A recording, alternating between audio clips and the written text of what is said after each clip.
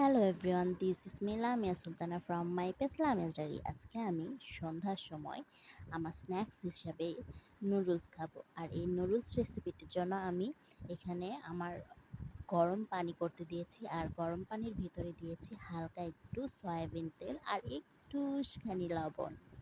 এই দুইটা জিনিস ইউজ করার কারণে আমার নুডলসটা ভালোভাবে সেদ্ধ হবে, আর নুডলসটাকে নামানোর পরে নুডলসটা জড়িয়ে যাবে না। আই মিন, নুডলসটা একটার সাথে আরেকটা লেগে যাবে না, ভালোভাবে সিদ্ধ হবে, আর পরে ছাড়াতেও ইজি হবে, দলা পেকে যাবে না। এই দেখুন আমার নুডলসটা কত ভালোভাবে কুক হয়েছে আর খুব সুন্দর হয়েছে। তারপর ওটাকে আমি ঠান্ডা পানি দিয়ে ভালো করে ওয়াশ করে ছেঁকতে দিয়েছি যাতে পানিটা ঝরে যায়। তারপর আমি আমার কড়াইয়ে হালকা একটু সরিষার তেল দিয়ে নিয়েছি। এখানে পেঁয়াজ, মরিচ আর এটাকে আমি একসাথে হালকা একটু ভেজে নেব। তো এই যে আমি ভেজে নিচ্ছি। আর যেটা বলছিলাম, যে এটা আমি টিকটকে একটা আপলোড থেকে দেখেছি, দেখে আমি ইন্সপায়ার্ড হয়ে আমি আজকে বানাতে চলে এসেছি, দেখি কেমন হয়। তো আমার নুডলস অনেক পছন্দ, তার কারণে আমি নুডলসের রেসিপি দেখলে আর রাহা নেই জাদা। তো এখানে আমি আমার পেঁয়াজ, মরিচ আর রসুনটাকে ব্লেন্ড করে নিয়েছি। নিয়ে এটাকে এখন আমি একটু কষিয়ে নেব। আর আমার যে কড়াইয়ে আমি পেঁয়াজ, মরিচ, রসুনটাকে একটুখানি ভেজে নিয়েছিলাম, সেই কড়াইটার তেলে আমি এটাকে দিয়ে দিয়েছি। এটাকে আমি হালকা একটু কষিয়ে নেব। কষিয়ে নেওয়ার পরে আমি নুডলসটাকে দিয়ে বাকি প্রসেসিং করে নেব। তো এই নুডলস রেসিপিটা আমি টিকটকে দেখার পর আমার আমি কখন করব এই ইয়াটা আমি সচ্ছিলই না। কারণ আমার এক্সাম ছিল, তার কারণে এতদিন করতে পারিনি। আজকে আমার এক্সাম অলমোস্ট শেষ। আর ২ টা আছে, কিন্তু অনেক গ্যাপ দিয়ে। তার জন্য ভাবলাম করেই ফেলি। আর এই যে এখানে আমি কথা বলতে, বলতে আমার নুডলসটার যে মশলাটা ওটা কষানো হয়ে গেছে। এর ভেতরে আমি হাফ ধনিয়া পাতা দিলাম। মূলত হাফ বলার কারণ হচ্ছে এখানে আমি হাফ ধনিয়া পাতা ইউজ করেছি, এবং আমি রান্নার শেষে আবার একটুখানি ইউজ করব। তার কারণে আমি হাফ কথাটি উল্লেখ করেছি। তো আমার এই যে এখন আমি নুডলসটাকে দিয়ে দিব।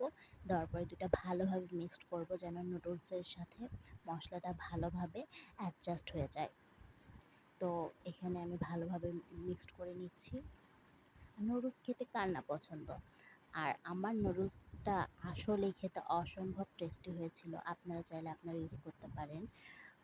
সরি, ইউজ করতে পারেন কি, আপনারা বানিয়ে খেয়ে দেখবেন। আসলে অনেক মজা হয়েছিল।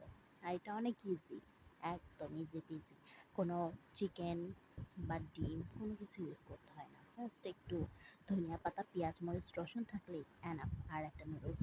তো এখানে আমি কথা বলতে বলতে একটা কাঁচামরিচ একটু কুচি কুচি করে দিয়ে দিয়েছি, আর নুডলসের ভিতরে যে মশলাটা থাকে সেটা ইউজ করেছি। আর আমি নুডলসটা ইউজ করেছি হচ্ছে মিস্টার নুডলস।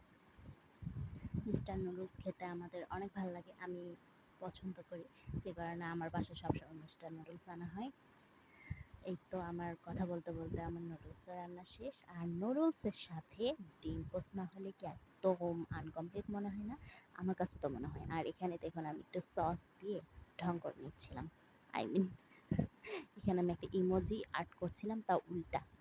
কারণ আমার হাতে ফোন ছিল, আমি ভালো করে খেয়াল করিনি, আমি সোজা করেছি না উল্টা করেছি। এই তো সোজা ইমোজি।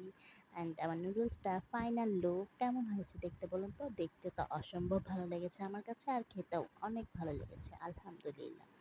এই তো ডিম পজ করে নিলাম। এখন আমার রেসিপিটা ফাইনাল হলো, আই মিন সম্পূর্ণ হলো। অনেক টেস্টি হয়েছিল, অনেক মজা হয়েছিল। আপনি আমার রেসিপিটা দেখে একবার ট্রাই করে দেখুন, আপনিও বুঝবেন যে কতটা মজা হয়েছে। আর এই তো আমি খাচ্ছি, আর অনেক মজা হয়েছে। আমার এখনও দেখে লোল পড়ছে। Thank you for watching my video. আল্লাহ হাফেজ।